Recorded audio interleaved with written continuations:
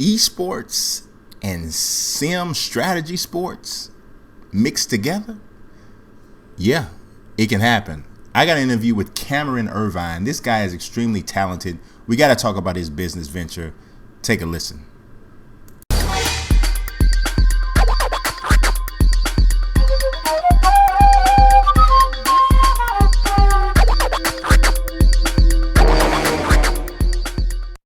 What's going on, everybody? This is Brian Mazik, aka Franchise Play, and I'm coming to you today. I got a really what I consider a special interview with an uber talented gentleman by the name of Cameron Irvine, and he is the founder and voice of the SFL. And you might be saying, "What is the SFL?" I'm going to give you what it stands for, but I'm going to let Cameron explain exactly what it is because it's his baby, so I'm sure he can describe it better than me. But it stands for the Simulation Football League. So how are you doing today, Cameron? I'm good, Brian. How are you? I am great and pleased to have you on to talk about this that I don't even really know what to call it except for cool. So explain to the people here what exactly the SFL is. And one of the hardest parts of my job as operator of this league is explaining just all of what it is. Mainly, it's a new kind of way to enjoy the sport of football, and for you as a person to sort of live out vicariously through video game avatars and opportunities, the football dreams or career that you never got to have. There's opportunities basically to be players in the league. There may be some people, we have some people in the league that have physical disabilities that never actually got to play football that find this league interesting because they get to see themselves, so to speak, their name on the screen, their name get called, watching their player play football. Sully will flip it deep down the field. Corky right over the defense. 10-5 touchdown. And back-to-back scores deep down the field for opposing quarterbacks. Sully is an extra point away from tying this one up. 7 in the box for DC, showing a blitz. They come with it. Partially, and Nick T. Quick says, "I've got deuce touchdowns." It's 16-10. Santa Fe back on top. There's opportunities to coach and game plan, and there's opportunities to have a team that you can call your own. If you won the lottery and you got to purchase an NFL team or a professional football team, this is exactly what you would do with that money. So there's a variety of different ways to go about being in the SFL, and I basically thought how cool would it be to not only have all those opportunities, but to do play-by-play along with the game so people can just watch and enjoy it just like they do with the NFL on Sundays. Man, and I'm going to tell people obviously Cameron and I are talking about this right now, and it's a live conversation. But when this video or when this interview is being presented, I'm going to be splicing in some excerpts from his commentary, and as you guys are going to be hearing, this guy is, and I'm not just saying this, I said this before I even had a conversation with him, from a talent level, from when you talk about play-by-play announcing, not only is he better than everybody I hear on pretty much every sports video game that's out there, Cameron Irvine sounds to me, in what I've heard, to be legit major network level talent. So he could be the voice of your favorite team, and I think you'd like it. Well, I'm honored to hear you say that and to hear other people say similar things. I definitely come from a humble broadcasting background, and by humble I mean I don't have any. So to hear people say that really inspiring, and I'm just really appreciative of that. So how is it, Cameron, that you haven't or you're not doing this? I mean, obviously the SFL is an awesome thing, and I definitely want to get back into it. But my mind is blown when I hear you and to have it not attached to the NBC or CBS or something to that degree. So what is like? How is your broad like? Because I understand you are a journalist, you're a sports writer as I am. But how is it that you haven't gotten into sports announcing on like a network level? So when I started, I started as a sports writer, covering high school sports when I was 16, and when I got to college, I continued along that path. A couple of years into college, I started to think about what life would be like in the broadcasting space. I had been a writer all my life. The idea of doing play-by-play commentary had only started to trickle into my brain about the freshman sophomore year of college. And it was a crossroads for me. I wasn't sure, Brian, how they always say, oh, it's okay if you don't know just exactly what you want to do in college. It's fine. It actually is quite important, those decisions that you make, because it just leads you down a certain path. And at the end of the day, I stuck with. And at the time, I thought it was the right choice. Maybe it still is the right choice, or the more and more people like yourself that give me these compliments, maybe I think I made a mistake. But, I stuck with writing. I figured, everyone will always, need a writer, and I have so much that I've done in this space already in my young life, and so I went down that road.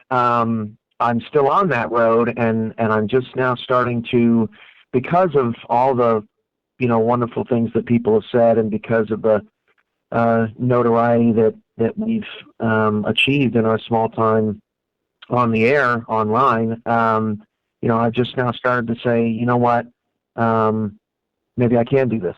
Maybe I do belong here. Maybe this was the path that I was supposed to take. So I'm on that journey right now with everybody around me, supporting me, and just trying to see where City up 27-24. Daniel Garcia slides, and that's not a touchdown. You got to be kidding me. We're about to break it down. Queen City had to settle for a field goal, which meant they were only up by 6. 30-24 with 5 minutes left. Now 1:35 to go. Sioux Falls down 6, and Tyree hits Cadilla for a touchdown, and Sioux Falls takes the lead. Yeah, man, I'm going to tell you, things they always say everything happens for a reason. I truly do believe that, and you never know. Sometimes there are some indirect paths to where we want to go. Lord knows I've taken one myself, so I can definitely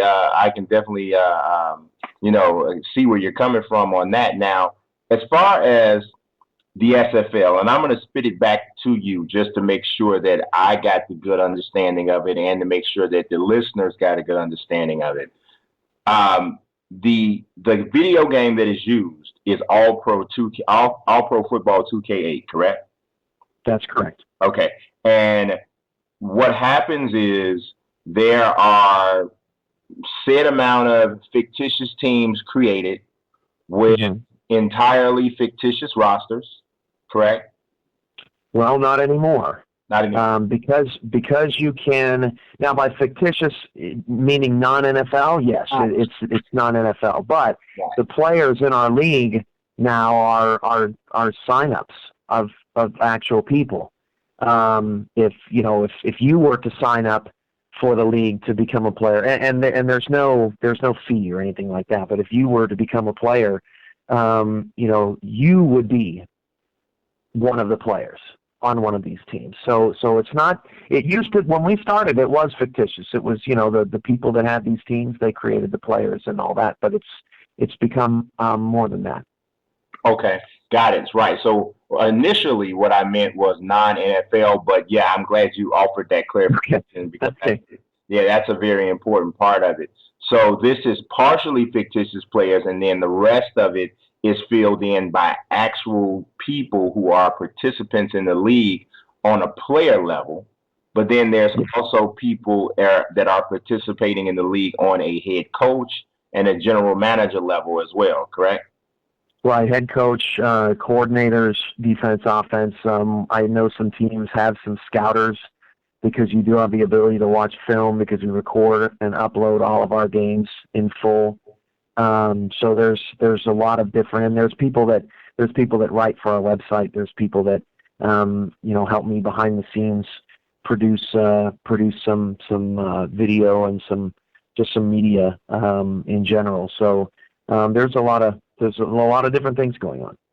I mean, it's crazy, man. It's like some of the stuff that like I've always liked, because everybody knows who's listening to this. Everybody knows I'm a franchise mode guy when it comes to sports video games. That's what makes me buy a game. If I go and buy a Madden or a 2K or whatever, I'm buying it for the franchise mode. Now, I know that's somewhat of a dying breed of type of a gamer, but that's the style gamer I am. So this type of feature or idea or concept is right down my alley. You know what I'm saying? So it's really kind of fascinating here, and I can tell you that a lot of people that are listening are similar gamers. That's why they were attracted to my channel, because that's how they game as well. So it's crazy. You're saying coordinators and scouts, and then you guys are uploading each game, so allows you to basically take a look at your next opponent. Also, you have situations as well where maybe, I don't know if you guys are doing like a weekly wrap-up show. Yeah, it depends. A lot of it is who has the time to do a show. We have some guys that do a podcast weekly during the season, and they go over things. We produce highlight videos to catch people up on what they may have missed. So there's a lot more on the horizon that we will be able to do with some faster internet, with some with more support at the league level, those type of things. That really, the way I look at it is the possibilities are endless. Mm-hmm. Now, how is stat tracking handled? So stat tracking is a very interesting story. We actually used to, when we started the league, we did it all by hand in Excel because All Pro, as you know, we don't use the franchise mode or the season mode within that game. We just play them as exhibitions and basically keep track of it on our own. Then a unique opportunity came up when I approached an actual statistics company that works with Daktronics. And I don't know if you know of Daktronics, but they're the ones that produce all of the big video screens, in the NFL and in college stadiums and all that. And they have a form of stat program called DakStats, which when you upload your statistics and everything, it basically sorts everything for you and presents it in an online website form. So a couple years ago, I convinced them that I'm not a college, or I'm not a pro team that may use their service, but I'm a new kind of customer. And I wanted to. I told them, you're on the ground floor here. I really think that you're going to help us be able to grow and keep track of stats for guys in their career and throughout the season. And they bought in, and they've really been a great partner with us. So we have access to career numbers and season numbers and individual game numbers that we use on our broadcast to produce that professional quality broadcast that you don't get with video games, because it's all the commentary is, it's pre-put in. There's nothing organic. There's nothing unique. But in our game, in our league, we can talk about live on the air, play by play, what the guy did last week because we have those numbers. Right, got it. Now, here's a question I have. What made you guys choose All Pro 2K8 and not, say, Madden? It was the gameplay. At the end of the day, we had an old league. We were using NCA because that obviously had to create a team feature. Mm-hmm. There's nothing inherently wrong with the EA product when you have a controller in your hand. There is something wrong with that product, in our opinion, when you don't, and the computer is playing itself, Mm-hmm. and it's basically showing you how smart the artificial intelligence is. Mm-hmm. And the conclusion is it's not that smart. All Pro's artificial intelligence is incredible. We have seen so many amazing games and so many incredible moments made because of that artificial intelligence, and it fuels our drama. Our hashtag is the drama is real. Because it really does feel dramatic to everyone watching. The second reason was obviously the create a team feature. We didn't want to go the NFL route because there already is an NFL. There already is professional football to watch on TV, and the NFL does not include you as an individual. It's more obtainable to live out your dream as a coach of, a team in a league like ours than it is for the San Diego Chargers. It's very hard to imagine yourself actually being in that situation.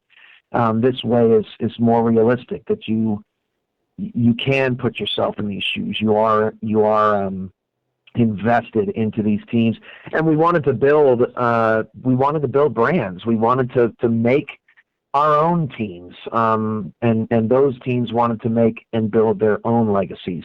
So that was another reason why we went in that direction. And the third reason, and the third and final reason, the main reason is the playbooks. Over 6,000 plays, and you can create your playbook one play at a time, and it gives the coach or the owner in our league the ultimate control off the field of how exactly they want their team to play. And each week in our league, we allow for adjustments to those playbooks, so that you can change up which plays the computer decides to call, and that allows for people to game plan against specific opponents, and it really just adds an in-depth level that we wouldn't have without All Pro. Well, I'm going to be honest with you. Of all of the why questions I've asked in interviews, I think that was probably the most thorough and relevant why answer. Well, that's good. I'm sure he's done a lot of interviews, Brian, so I'm happy to hear that. Hey, that was pretty thorough. I asked the boxer that I interviewed yesterday why he wasn't fighting his mandatory challenge, or why he wasn't fighting the guy everybody else wanted him to fight, and it was nowhere near as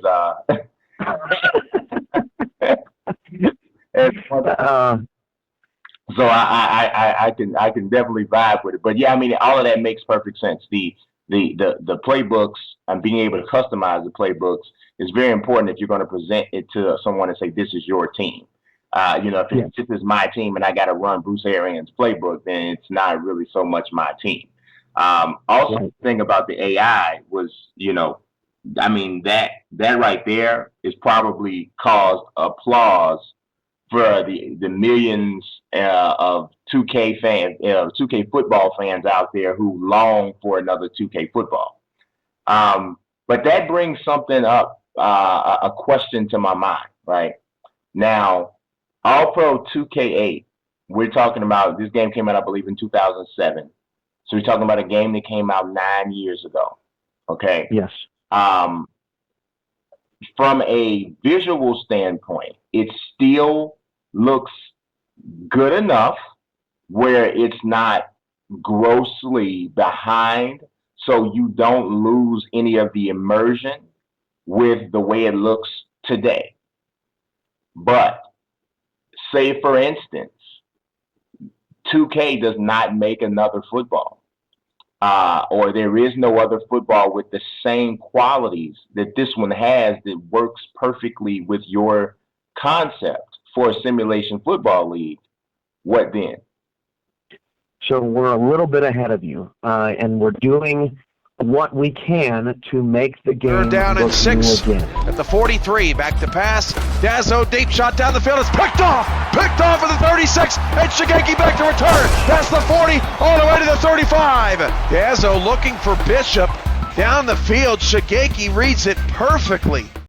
This upcoming season, which starts at the end of July, we will be for the first time instituting our own graphics package, a broadcast package that will be unique to the SFL, and it will appear like the NFL on Fox or the NFL on NBC or things like that. Every element of design from putting up stats of the quarterback that's playing, updating people with what's going on around the league, the scoreboard itself, when a team scores a touchdown, I could go on, stat comparisons, anything that we have basically graphics that overlay all the large majority of 2K's old graphics from a broadcast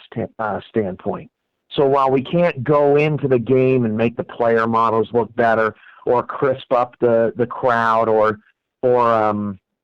change any of that stuff, we're trying to make All Pro Football 2K8 look like SFL 2K16. And we've taken some big steps into doing that. So, your question is a very valid one. What's next? What is that next football game to take you sort of into that next segment of consoles? We don't, from a game perspective, we don't have an answer for that, but we counter that lack of an answer with innovation in adding our broadcast package that's true to our league to make things feel just that much more unique. Because to a degree, this is eSports. It's just from a different perspective, Yes. a slight twist on eSports. And there are some titles that are very, very old. Super Smash Brothers is still a very relevant eSports title. And we know how old that title and that particular game and concept is. Have you guys at all thought about perhaps approaching a developer about creating an independent football game that would be made or customized perfectly for what you do? Well, we have actually been approached by an indie football developer wanting to know if the SFL was interested in them sort of putting the SFL brand or the SFL teams in their game as maybe their counter to the NFL, because it is a recognizable name somewhat in the community now, and we hope that it will be in the future, and our teams that have been around for 3 or 4 years have an identity. People know those teams. People become fans of those teams because they see them so often on our broadcasts. So it obviously would be interesting to us in the future. I think that from our standpoint, we always say the AI has to be good enough or it doesn't work for us, because that's what is compelling about our league, because we do approach it from a unique perspective. We don't approach it with controllers. We approach it with CPU versus CPU and sort of sitting back on game days instead of, palms sweating with video game controllers in your hands. You're pacing around the room because you just want the computer to intelligently call what you have available for the computer to call. It's very unique. It is an esports avenue because of the strategy in video games. And it's as the documentary says that was done on us. It's a new frontier, and we're trying to navigate that.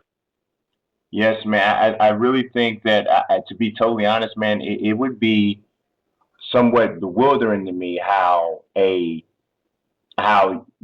working with your even if it was just from a consultative standpoint, how a prospective developer of a video game wouldn't want to include you guys somewhat, because I don't care if it's Madden or if it's whatever it is, there is a need or a desire to have smart AI. That's something that you want. So I don't know, man. I think there's so many possibilities for for the SFL. I love what you guys have already set up, and I'm really excited to see where it goes from here. It's just a really cool idea, more or less. Well, I appreciate that. We think it is too. Otherwise we wouldn't spend so much time on it. Yeah. We're really excited for the future because you carve out your own future. Absolutely. And that's what we're doing here. All right. Well, man, that's all I have for you today. Like I said, I do appreciate you jumping in to talk about this idea with me. It's June 2016, featuring that NBA 2K16 Legends, My League. It's coming. It's still done. I ain't told you it wasn't going away, but you know what? I need you to throw a combination on that like. Hit the like. Like that there. But if you didn't subscribe, you got to hit that like. Just tap it like that. Just do your boy a favor.